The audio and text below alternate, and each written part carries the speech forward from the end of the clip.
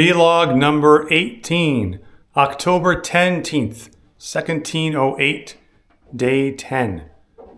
So, I've been receiving a lot of comments about why I pace back and forth inside of a closet with no windows. Well, there are several answers to this.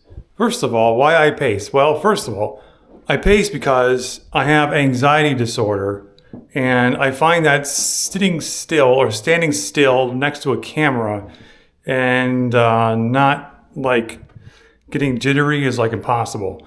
It's like every time I try to do that, I just like run out of things to say, and just like my anxiety just bottles my thoughts up. So I just have to like keep moving, and that seems to help things out quite a bit. So there's that. And of course you could say, well, you can walk around your house at least, or you can like go hike in the woods or something. And like maybe you can like walk in the woods and then like talk or something. I don't know. This gets into my second point as to why I'm in a closet with no windows. So in the past, I have been a targeted individual, or a TI. If you don't know what that is, you probably should look it up. But basically, there's people who are targeted by the elite because they either share information that they don't want the elite, that they don't want the people to know about, the people being the common people, or perhaps they're contactees, aka they talk to aliens or something, and the elite don't like those people, or they just don't like you for some other reason, and so they send people to come after you, or demons to come after you. Sometimes they use fancy weapons, all this other stuff. So, yeah, unfortunately, I've been a target of a lot of demonic attacks over the years. And then of course, you could say, well, why don't you just like film next to a window? I'm like, that's not going to really make a big deal, right?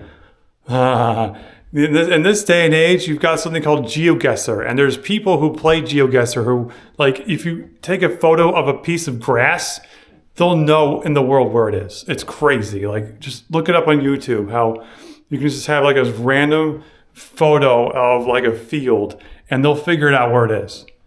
It's nuts. So if GeoGuessr nerds can figure out where I am because of a piece of grass, or let alone like a photo of a road, just imagine what like some alphabet soup agency can do, you know? So I'm a little bit paranoid. That's true. I am a little paranoid. Maybe at some point I can come out of this closet, so to speak, and talk about like, well, things that, you know, are next to windows and such. But until then, not quite comfortable in doing that yet. Maybe at some other point I can do that. But yeah, for now, this video is rolling. This video is going to stay in this closet for now. And that's the end of that. So, without further ado, I wanted to talk about the collective unconscious. The collective unconscious basically is a vast communication network in which the unconscious mind communicates with a bunch of other unconscious minds in the vicinity, or communicating with those who are resonant with their own thoughts. And it's basically one of the founding formations of what the raw material would call the social memory complex, a forming social memory complex. And yeah, we're actually talking to each other. This is one of the ways we talk to each other all the time, actually, is through the collective unconscious mind. And a lot of things that manifest in life is because of this communication network, even in like in real time, when things are happening in real time, we're actually talking to each other telepathically. And the major difference is being aware of it, being aware of the fact that, oh, all the crap, my unconscious mind, I'm talking to these people, my conscious crap. Okay, let's see if I can actually send a few thoughts via telepathy through the unconscious network and see if they can actually pick it up. I've done this a lot, and it actually does work quite a bit sometimes. It, of course, depends on the other person, whether they got the ability to be telepathic or they've got the ability to be receptive to what's being sent, resonance, coherence issues, etc., depending on our inner kingdoms. But yeah, it's pretty cool to watch sometimes because it's one of the ways where you can like formulate group coherence in terms of needing to work together to get something done. Is exploring the collective unconscious, seeing all of the similarities and the differences, trying to resolve the differences, and basically just sending out information via telepathy through the unconscious network to get stuff done, to encourage cohesion of the group, and to basically do cool things as a result. So, yeah.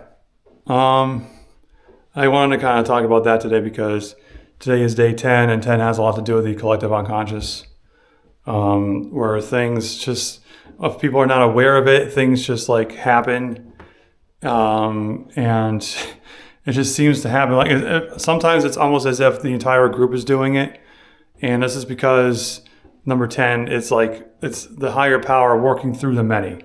It's essentially the one working through the many. So it's the lessons is in regard to seeing everyone, but seeing the likeness in everyone. Everyone. Pun intended. So there's that too. The negatives, though, is like being afraid of what everybody else thinks. And because, of course, this fear kind of shows like this person obviously, is not quite aware of the collective unconscious yet. But there's like a weird feeling that, oh crap, what if they find out, even though they probably already know without knowing it? So it's like, do they act on it? That's the question. And that's it's up to everybody and the wisdom that they hold, whether they want to act on it or not.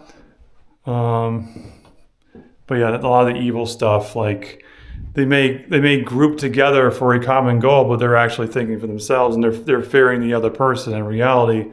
So it's like the group consciousness is constantly like suspecting and eating itself alive, which is kind of like the evil version of a collective. Basically, it's not so much harmony so much as there's only harmony because the higher power in that group supplies each selfish individual with what they need, and when that stops, then they all start eating each other.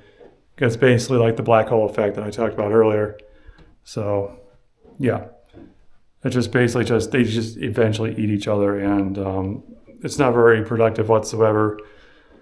And it's kind of a bad feeling because it just feels like the whole world hates you. That's what the illusion is. It just feels like everybody hates you, and it's just all you. And that's kind of like what the point is. That's the point what they want to get across, because it helps further their agenda to turn the soul towards service to self-orientation. So in reality, though, we're actually all talking to each other, and I would imagine most souls actually want the greater good in people.